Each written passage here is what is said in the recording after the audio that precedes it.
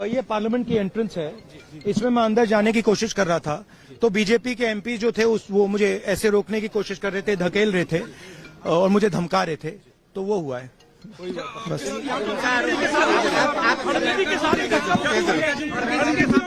नहीं देखिए हाँ किया है मगर ठीक है कोई मतलब धक्का मुक्की से हमें कुछ होता नहीं है, मगर ये एंट्रेंस है पार्लियामेंट हाउस की और हमारा अधिकार है अंदर जाने का, और बीजेपी के जो मेंबर्स हैं वो हमें अंदर जाने से रोक रहे थे। जी सेंट्रल इशू है जो आप लोग मांग कर रहे हैं अमित शाह के रेजिग्नेशन को लेकर। नहीं, सेंट्रल इशू है कि ये कॉन्स्टिट्यूशन पर आक्रमण कर रहे हैं और जो अंबेडकर जी की मेमोरी है उसका अपमान कर रहे हैं। बीजेपी सर आप लोगों से माफी की मांग कर रही है, कह रही है कांग्रेस माफी मांगे। मैम आपके साथ मुक्ति हुई है? मैम प्रियंका जी आपके साथ तो बदसलूकी आपके साथ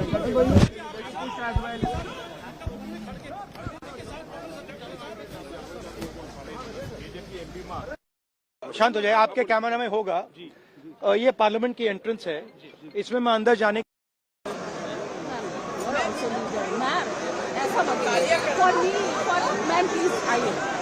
यूर रिप्रेजेंटेटिव मैम प्रोटेस्ट कर रहे हैं, आप सभी यहाँ पर एकजुट हुए हैं, क्या कहेंगे? सुन नहीं रहे आप लोग? सुनिए क्या बोल रहे हैं। बाबा साहब का अपमान नहीं सहेगा, लेकिन आपने उनका फ्लैग देखा? पहले गांधी जी यहाँ थे, पीछे कर दिया, बाबा साहब यहाँ थे, उनको पीछे कर दिया। तो ये तो बताता है कि इनकी मानसिकता कैसी है। जो देश के लीडर्स रहे हैं, जिन्होंने इस देश को आज़ादी दी, कॉन्स्टिट्यूशन दिया, उनको आपने पीछे कर दिया। लेकिन मैम वो तो साफ तौर पर कह रही कि हमने भारत रत्न बाबा साहब की जो अरे वो कुछ भी कहे, कर कुछ रहे, हमने किया, बोल कुछ रहे, कर कुछ रहे हैं, बोल कुछ रहे हैं, कर कुछ रहे हैं। अगर आपने गांधी जी और अम्बेडकर जी की सर्विस को यहाँ सामने से लेकर पीछे कर दिया तो ये आपकी मानसिकता है। और आपने उनका फ्लैग देखा, जाके फोटो लीजिए, उनके फ्लैग में लिखा हुआ है पिछड़े वर्गों के संरक्षक।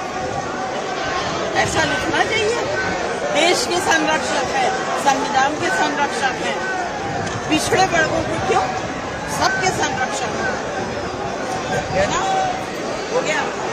जो हमेशा अम्बेडकर जी का अपमान किया है, उनके मुंह से उनका नाम निकलना शोभा नहीं देता है, तो इसीलिए उन्होंने कहा कि आप जो है बार बार नाम लेते हो। एक काफी लोग हैं जिन्होंने अपमान किया है और वो राजनीति कर रहे हैं, आप उनका नाम ले करते हैं।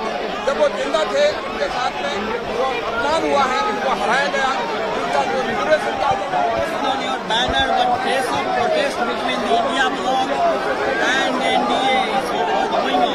This is the protest of the nation for insulting the architect of the constitution.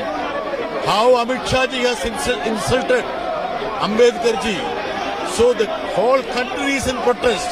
It's a reflection of the protest of the country.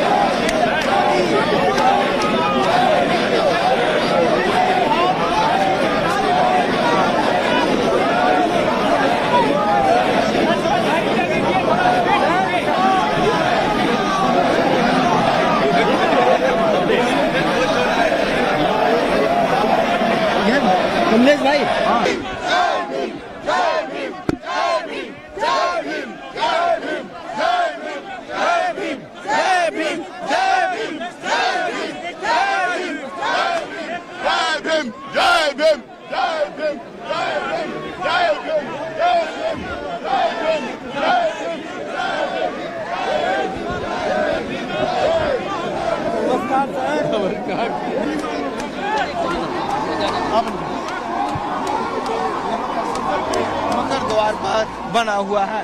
ये आप देखिए, ये यहाँ पर इस तरह से मांगी जा रही है।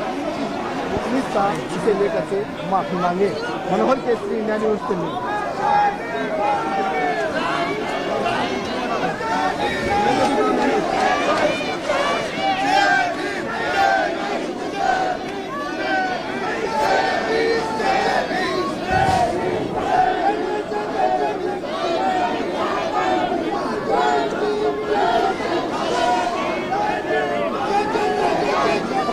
और नीचे कर लो आसिफ भाई, साइड हो जाओ।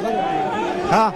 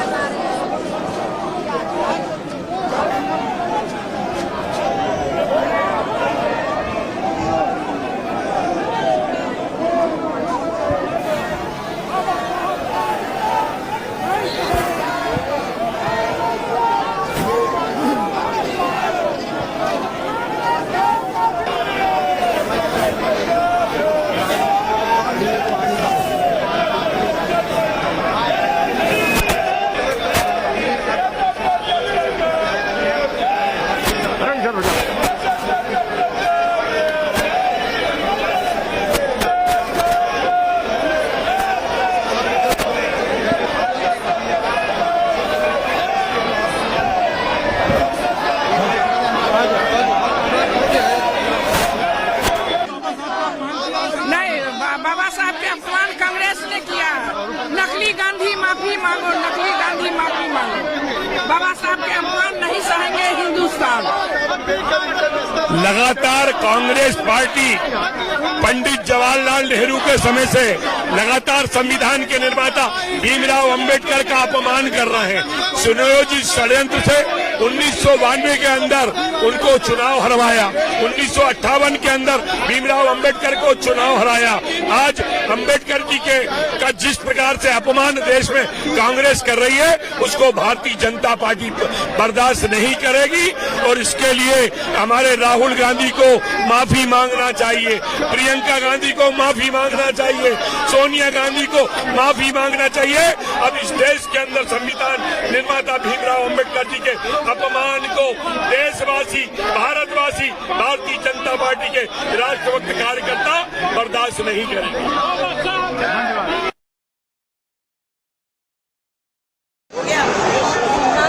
आज एकदम प्रोटेस्ट सामने सामने दिख रहा है। दोनों ही कह रहे हैं कि बाबा साहब का सम्मान करना चाहिए, चाहे बीजेपी हो चाहे विपक्षी दल, आप लोग सभी। लेकिन बीजेपी के कहने में और करने में फर्क है। जो अमित शाह जी का बयान है, उसी के विरोध में आज ये प्रदर्शन है और बहुत अफसोसजनक बयान उन्होंने दिया। हमारे बाबा साहब ने सिर्फ पिछड़ों और दलितों के लिए नहीं बल्कि सभी के लिए अधिकारों की बात उन्होंने संविधान में की है और इस तरीके से अगर अपमानित किया जाएगा तो हिंदुस्तान बर्दाश्त नहीं करेगा। को सम्मान देने की बात हो रही है, बीजेपी भी प्रोटेस्ट कर रही है।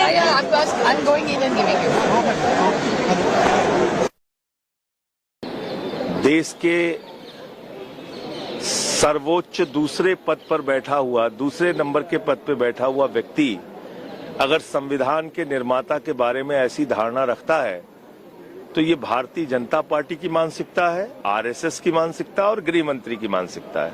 तो उनको अपने पद पे बैठे रहने का हक नहीं है, उनको इस्तीफा देना चाहिए। उन्होंने देश के दलित, वंचित, शोषित, इस पूरे देश के 144 करोड़ लोगों को आहत किया है।